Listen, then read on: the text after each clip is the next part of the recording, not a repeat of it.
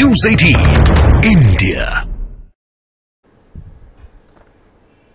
आज देखिए, हाँ वो आवाज बीच में चली गई थी। अब आवाज आ रही है मेरी? जी बिल्कुल आ रही है।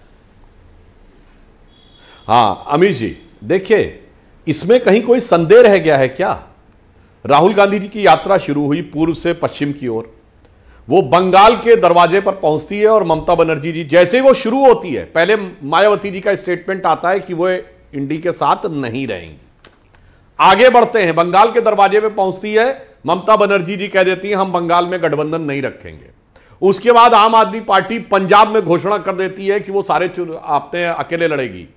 और बिहार की तरफ रुख करते हैं तो बिहार में तो इंडी गठबंधन के जो सूत्रधार थे नीतीश कुमार जी, वही उनको छोड़कर दूसरी तरफ चले जाते हैं। तो मैंने आज सवेरे भी कहा था अमीश जी कि ये सब लोग कहते थे कि श्री राम जन्मभूमि की प्राण प्रतिष्ठा का मुहूर्त उचित नहीं था। मैंने इनसे कहा कि ये राहुल गांधी जी ने किस मुहूर्त में अपनी यात्रा शुरू की है, जरा उस मुहूर्त को किसी योग्य ज्योतिषाचार से विचरवा लीजिए। ये क्या हो रहा है कि एक एक चरण पर आगे जड़ती जा रही, वहीं सब छिन्न भिन्न होता चला जा रहा है इंडिया अलायंस। उसका कारण है, बहुत साफ है कि जो कुछ हो रहा था केवल स्वार्थ के आधार के ऊपर बने हुए एक गठबंधन में स्वार्थ के टकराव के कारण स्वतः अंतर्विरोध दिख रहा है।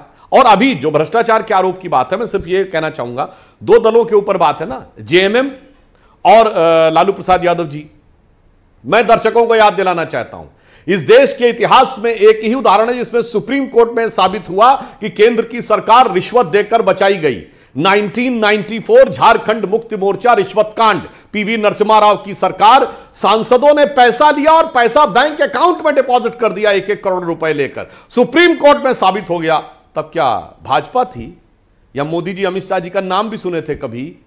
1997 में लालू प्रसाद यादव जी जेल चले गए, तब तक तो भाजपा कभी सत्ता में भी नहीं आई थी। ये मोदी जी अमित शाह जी का आपने नाम भी नहीं सुना। चलिए मोदी जी तो राजनीति में आ गए थे, वो जनरल सेक्रेटरी बन गए थे, तो उस समय तो आपको पता ही नहीं होगा। तो मैं पूछना चाहता हूं मेरे भाई, आज जो दोनों दल आके छाती ठोक रहे हैं, ये तो आज से 26 साल पहले और एक आज से 30 साल पहले अदालत के द्वारा भ्रष्टाचार के आरोपी सिद्ध होकर सजा याफ्ता हो चुके हैं और 2014 के बाद की पर्ची फाड़ने की कोशिश कर रहे हैं। तो मेरे विचार से देश की जनता बहुत प्रबुद्ध है और वो इस प्रकार की किसी झांसे में आने वाली नहीं। सबको पता है कि किसका क्या चेहरा है। जी मेरे साथ तनुज खत्री हैं जेएमएम के। देखिए बीजेपी वाले तो वन नेशन वन इलेक्शन की बात कर रहे थे, लेकिन आप तो वन अलायंस और वन करप्शन की बात कर रहे हैं और ये आरोप बहुत बड़े हैं।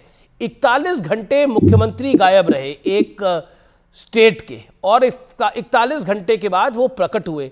क्या आपको ये सामान्य घटना दिखती है तनुज खत्री जी? क्या आपको लगता है कि वाकई करप्शन के मुद्दे पर, भ्रष्टाचार के मुद्दे पर इंडिया अलायंस को एक बड़ा नुकसान हो रहा है? आपकी पार्टी को तो हो ही रहा है।